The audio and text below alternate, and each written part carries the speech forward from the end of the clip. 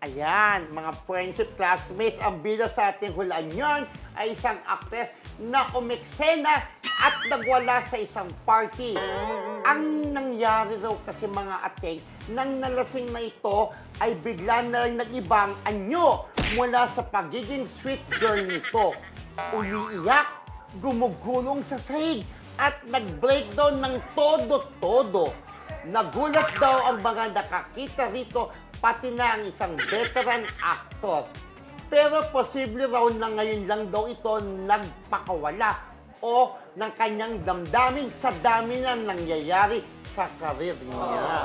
Parang kumbaga, ito, ano na friendship siya? Parang ito wholesome na actress na parang sikat. Hindi mo aakalain na magiging ganito, magwawala. Parang unbecoming sa kanya na parang ito ba yung kilala? Unlikely pala. Di ba? Parang ito ba?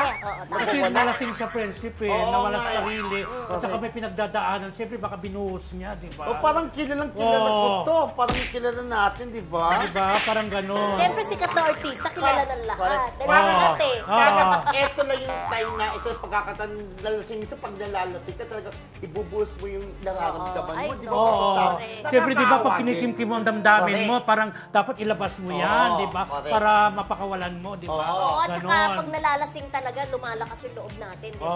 Correct. Sinasabi Parang nila. yan yung meron dating parang may plato, papasagin, malamig binabato-bato mo yung may ganun, Ay, di ba? para mawala yung ano Parang mo, di wala, ba? Sama labas ng mo lahat loob ng mo. sama ng loob mo. Ito na, kaya lang yung, ba't ka nagwala? Dapat sabihin mo na, nagwala ako. Hindi, lalo nalasing kasi, friendship.